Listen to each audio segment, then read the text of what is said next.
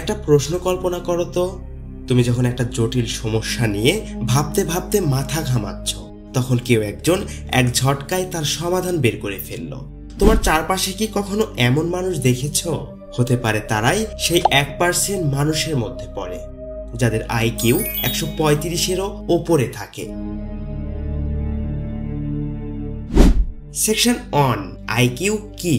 IQ মানে intelligence কোয়েশ্চেন্ট, মানে এমন একটা সংখ্যা যা বলে দেয় কেউ কত দ্রুত চিন্তা করতে পারে, সমস্যার সমাধান খুঁজে পায় বা নতুন কিছু শিখতে পারে।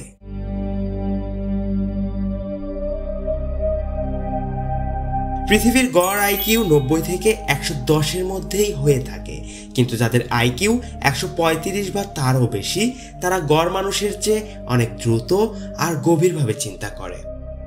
এরা অনেক সময় হয় বিজ্ঞানী, দার্শনিক, মিউজিশিয়ান বা ইনভেন্টর। সেকশন 2, কারা এই 1% মানুষ? এদের মধ্যে ছিল Albert Einstein, Stephen Hawking, Leonardo da Vinci, Elon Musk আর বলিউডের আমির খানও এই তালিকায় পড়ে। এরা পৃথিবীতে এমনভাবে চিন্তা করে, তারা প্রশ্ন করে যা অন্যরা প্রশ্ন করে না। আইকিউ বেশি মানে শুধু কঠিন অঙ্ক করা এমনটা কিন্তু নয়, মানে হলো সমস্যা দেখলে পালিয়ে না গিয়ে তার গভীরে ঢুকে সমাধান বের করা। সেকশন 3, তাহলে আইকিউ না থাকলে আমরা কি পিছিয়ে পড়েছি? না ভাই, আইকিউ মানেই যে সবকিছু এমনটা না। জীবনে দরকার ইমোশনাল বুদ্ধি, সৃজনশীলতা আর সবচেয়ে বড় কথা ধৈর্য।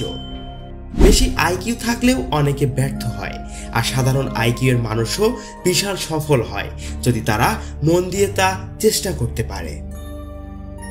তুমি জানো না তোমার আইকিউ কত, কিন্তু তুমি জানো তুমি প্রতিদিন চেষ্টা করো, শেখো আর স্বপ্ন দেখো।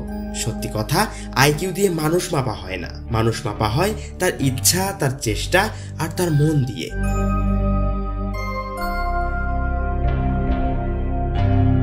এমন অজানা, অবিশ্বাস্য, বাস্তবধর্মী সব ভিডিও দেখতে এখনই ফলো করো আমাদের অজানা রাঙিনার ফেসবুক পেজটি এবং সাবস্ক্রাইব করো আমাদের ইউটিউব চ্যানেলটি। এতক্ষণ সঙ্গে থাকার জন্য তোমাদেরকে জানাচ্ছি অনেক অনেক ধন্যবাদ।